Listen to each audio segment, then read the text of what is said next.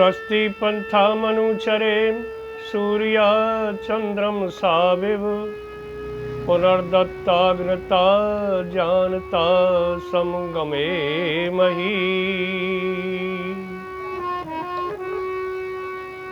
वंदनीय मातृशक्ति परमपिता परमात्मा,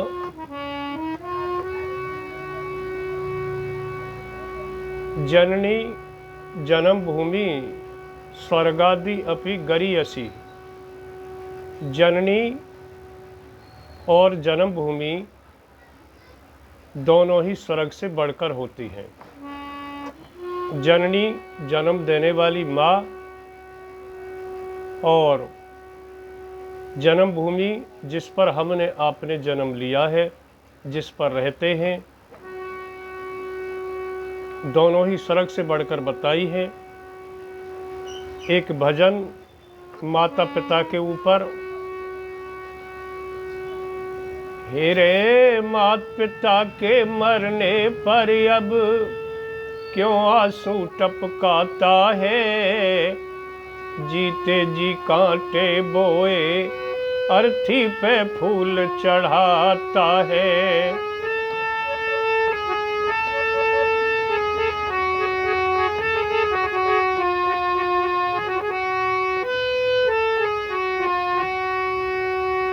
शास्त्रों में 3 प्रकार के पुत्र बताए हैं, सुपुत्र, पुत्र और कुपुत्र। उत्तम श्रेणी के पुत्र और मध्यम श्रेणी के पुत्र और निम्न श्रेणी के पुत्र। तो जो माता पिता का आदर करते हैं, सम्मान करते हैं, उनका कहना मानते हैं, उनका जी नहीं दुखाते, उनके विचारों के अनुसार चलते हैं, अपने जीवन को सफल बना लेते हैं, वो उत्तम श्रेणी के होते हैं।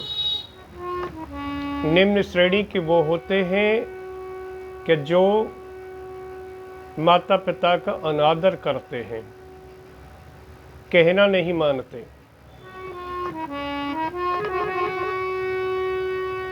तो इस भजन के द्वारा अपने आप पुत्र समझ लेंगे कि हम कौन सी श्रेणी में आते हैं।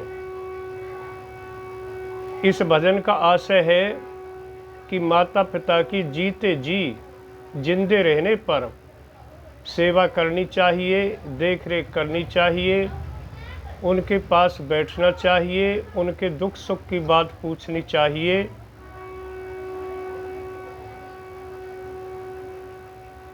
हे रे मात पिता के मरने पर अब क्यों आंसू टपकाता है, जीते जी कांटे बोए अर्थी पे फूल चढ़ाता है।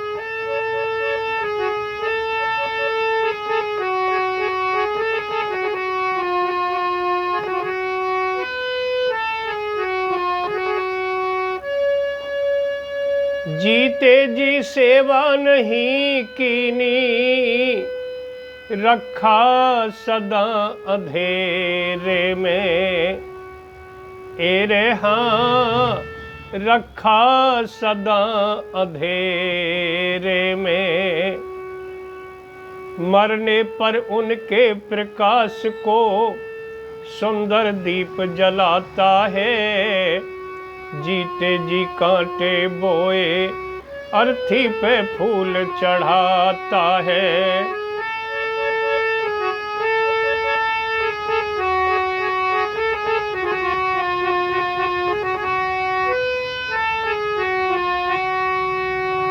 जीते जी जो सेवा नहीं करते हैं पुत्र, और मरने पर अर्थी को सजाते हैं, बहुत बड़ी दावत करते हैं, 13 दिन आवागमन रहता है रिश्तेदारों का, सारा काम छोड़ करके बैठे रहते हैं।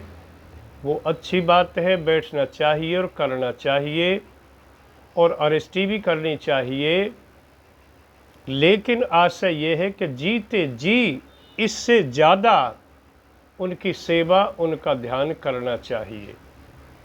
अब देखिए, माता पिता की मृत्यु हो गई और जब जीवित थे तब एक बल्ब जलता था कमरे में, वो रात को बुझा दिया कि बिजली का बिल बहुत आता है, इनको कौन सा पढ़ना है, बेकार बिजली फूंकते हैं। ऐसे विचार से बल्ब को ऑफ कर दिया। और जब माता पिता की मृत्यु हुई, जिस जगह प्राण निकले उस जगह रोजाना दीपक जलता है। अब वो प्रकाश उन माता पिताओं को क्या पहुंच रहा है? जब आवश्यकता थी, अंधेरे में वो पेशाब को भी जाते हैं, लेट्रिन भी जा सकते हैं, तो वो बल्ब जलता रहना चाहिए था रात्रि में, लेकिन उस समय बुझा दिया। अब रोजाना दीपक जल रहा है, शमशान में भी दीपक जल रहा है। अब दीपक 13 दिन जल रहा है लगातार, उसमें भूल न हो जाए। अब देखिए कैसी विडंबना है, कैसे विचार हैं। आगे, जीते जी रोटी नहीं दीनी, चाय पानी तक को तरसाया। एरे हाँ, चाय पानी तक को तरसाया। मरने पर अब पेट भरन को पिंडदान करवाता है। जीते जी कांटे बोए अर्थी पे फूल चढ़ाता है। मात पिता के मरने पर अब क्यों आंसू टपकाता है। जीते जी कांटे बोए अर्थी पे फूल चढ़ाता है। अब देखिए, जब अर्थी जाती है तो उसमें आटे के 2 पिंड बना करके और दोनों साइडों में रख दिए जाते हैं। उनका आशय ये होता है कि ये शमशान तक भूखे न जाएं, खाते जाएं। अब बताओ, क्या उनको वो खाते जाते हैं? जब आवश्यकता थी भोजन की, चाय की, पानी की, तब तो ध्यान नहीं दिया। लेकिन सब ऐसे नहीं हैं। लेकिन जो पुत्र ऐसे हैं, वो इस भजन पर, इन शब्दों पर विशेष ध्यान दें, अनादर न करें, सेवा करें जीते जी जितनी हो सके। क्यों?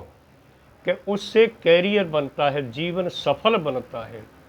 जो बच्चे माता पिता की सेवा करते हैं, कहना मानते हैं, अनादर नहीं करते, उनका जीवन सफल होता है। और जो अनादर करते हैं, उनका जीवन बिगड़ जाता है। आगे, कभी आदर भाव नहीं कीना, ना कभी चरण स्पर्श किए। एरे हाँ, ना कभी चरण स्पर्श किए। मरने पर रो रो करके चरणों शीश झुकाता है। जीते जी कांटे बोए अर्थी पे फूल चढ़ाता है। मात पिता के मरने पर अब क्यों आंसू टपकाता है। जीते जी कांटे बोए अर्थी पे फूल चढ़ाता है। जीते जी चरण स्पर्श नहीं किए। कोई कोई बच्चा कहता है हमको शर्म लगती है।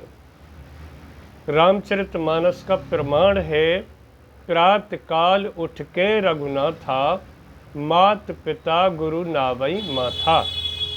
भगवान राम जब प्रातः काल उठते थे, सबसे पहले माँ के चरण स्पर्श करते थे, फिर पिताजी के, फिर गुरु जी के। कितने महान बने, कितने विलक्षण बने, कितने पराक्रमी, कितने वीर, जिन्होंने इस देश में, इस पृथ्वी को राक्षस विहीन कर दिया। ऐसे थे राम, दुष्टों का संहार किया। आगे, जीवन भर ठिठुरते रहे वे, ना कभी जाड़े के वस्त्र दिए। एरे हाँ, ना कभी जाड़े के वस्त्र दिए। जाड़े के मौसम में जाड़े के वस्त्र नहीं दिए, नीचे एक हल्की सी दुतई डाल दी, जबकि गद्दा होना चाहिए, बिना गद्दा के ठंड नहीं रुकती। और एक फटी पुरानी घिसी हुई लोई दे दी, गरम लोई होनी चाहिए, नई होनी चाहिए थी। घिसा सा उतरा हुआ एक स्वेटर दे दिया, जर्सी दे दी, इसे पहन ले करियो। ऐसा कहीं कहीं देखने में आता है। इन बातों पर विशेष ध्यान रखना चाहिए। गरम कपड़ा जाड़े में माता पिता को देना चाहिए आवश्यक। ऊपर एक रजाई गिर दी जिसमें 1 किलो भी रुई नहीं है, वो भी रजाई कई जगह से टूटी हुई है। अब बताइए उसमें कैसे जाड़ा रुकेगा। तो ऐसी लापरवाही कहीं कहीं देखने में आती हैं, जबकि अब कोई गरीब नहीं है।